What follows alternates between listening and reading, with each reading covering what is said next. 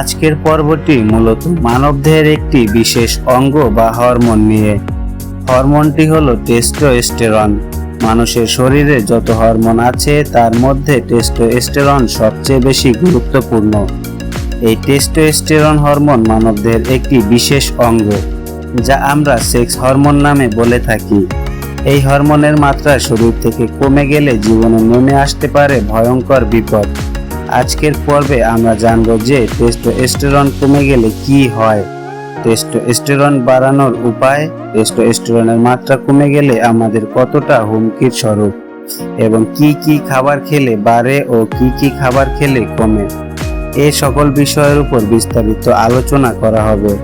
সুতরাং মনোযোগ সহকারে আজকের ভিডিওটি দেখুন।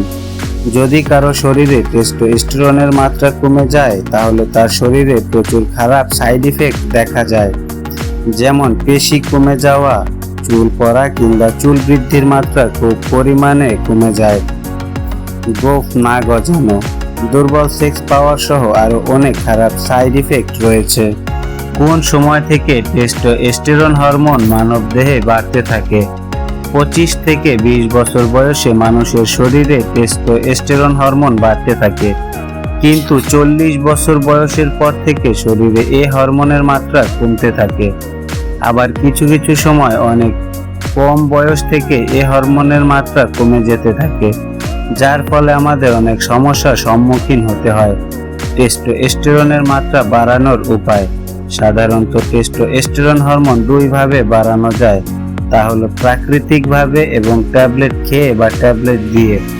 অনেকেই এই টেস্টোস্টেরন হরমোন বাড়ানোর জন্য ট্যাবলেট এবং ইনজেকশন নিয়ে থাকেন, কিন্তু এই ট্যাবলেট এবং ইনজেকশন শরীরের অনেক বড় ক্ষতি করে, অর্থাৎ বডি কমে যায়।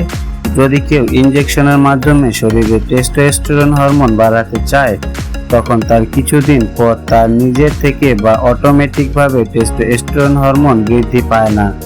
যদি মেডিসিন নেয় তাহলে বাড়বে টেস্টোস্টেরনের হরমোন, মেডিসিন না নিলে আর বাড়বে না। তবে আপনি যদি টেস্টোস্টেরন হরমোন বাড়ানোর জন্য কোনো মেডিসিন না নেন তাহলে একটু করে হলেও আপনার শরীরে টেস্টোস্টেরন বাড়তে থাকবে। তবে কিছু কিছু মেডিসিন আছে যা শরীরে কোনো ক্ষতি করে না, কিন্তু আবার প্রাকৃতিক উপায়ে টেস্টোস্টেরন বাড়ানোর জন্য আপনি যদি কোনো স্টেপ নিয়ে থাকেন তাহলে আপনার শরীর আগের মতোই টেস্টোস্টেরন হরমোনকে প্রডিউস করবে। হরমোন বৃদ্ধির জন্য কি কি করতে হয়? হরমোন বৃদ্ধির জন্য আমরা কিছু খাবার খেতে হবে, যে খাবারগুলো খেলে অধিক হারে যৌন শক্তি উদ্দীপনা বৃদ্ধি করে যৌনতার ভারসাম্য বজায় থাকে। এরকম কিছু খাবারগুলো হলো যেমন খেজুর, মধু, কলিজা, রসুন, সবজির বীজ, ডিম, দুধ, সামুদ্রিক মাছ, রঙিন ফল, জয়ফল, টাটকা সবজি, মিষ্টি আলু, কালো জিরা, বাদাম, কিশমিশ। মানব শরীরে যৌন শক্তির উদ্দীপনা বা যৌন শক্তি বৃদ্ধিতে কিশমিশের তুলনা অপরিসীম। তবে কিছু খাবার খেলে টেস্টোস্টেরন হরমোন কমে যায়, যথা সুগার, জিএম ফুড, অ্যালকোহল ইত্যাদি। ফ্যাট জাতীয় খাবার খেলে কমে যায় এই টেস্টোস্টেরন হরমোন। আপনি হয়তো জানেন না, সূর্যের আলো মানুষের বা আমাদের শরীরে টেস্টোস্টেরন হরমোন একাংশ বুস্ট করে।